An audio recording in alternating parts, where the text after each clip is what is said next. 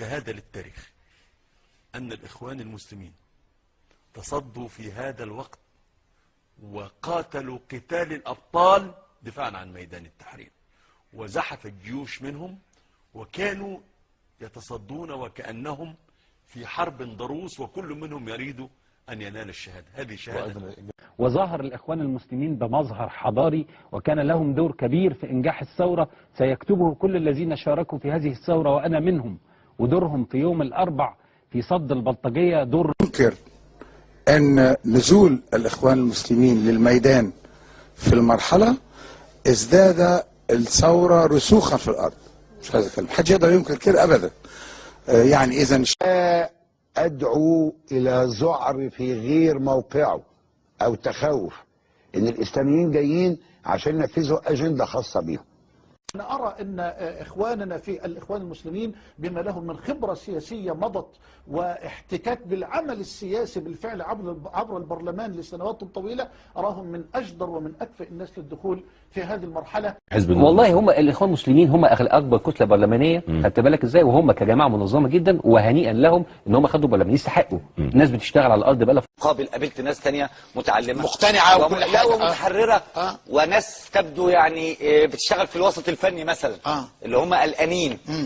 ولما سالتهم اديتوا لمين؟ قالوا لي ادينا للحريه والعداله. قلت لهم ليه؟ قالوا لي لان لديهم مشروع وهم المؤهلين في الساحه السياسيه. شبابنا كانوا موجودين في كل اللجان. بص، هو ده الشغل. هو ده الشغل. طب انت لو كنت كلمت الاخوان في اي لحظه وقلت له قول لي اخبار كفر الشيخ ايه؟ ايوه، هيقول لك 37 مواطن راكبين اتوبيس النهارده في قناه و12 واقفين على الباب. في قناه الجزيره قال لك المدير الاداري لمكتب الاخوان في الفيوم.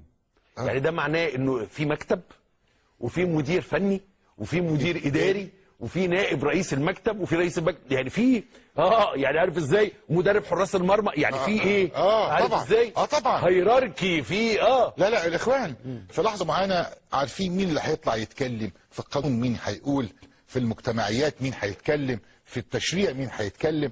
ده وانا عايز بس اقول حاجه يعني. بصراحه، هم جزء من المجتمع المصري، جزء، هم أكبر معارضة 20% في البرلمان. يعني عملية في رأيي مضحكة إن أقول أن ربع أو خمس البرلمان هم جزء من جماعة محظورة. يعني في التهم المعلبة والسابقة التجهيز للسيد الدكتور محمد مرسي وللإخوان المسلمين. الإخوان المسلمين في مجلس الشعب لغاية النهاردة لم يصدروا قرار أو قانون أو لائحة ضد مصلحة الأقباط، وهذا واضح ومعروف ولا يستطيع أحد أن يعارضه ولا يجوز. فلماذا نتهمهم ولا معهم؟ لماذا نتهمهم ولماذا نقلل منهم ولماذا نجحف بالدور الوطني الذي ممكن أن يقوموا به وأيضا يعملوا معهم الشريحة الوطنية القبطية المصرية. نحن هذا تقول للإخوان المسلمين: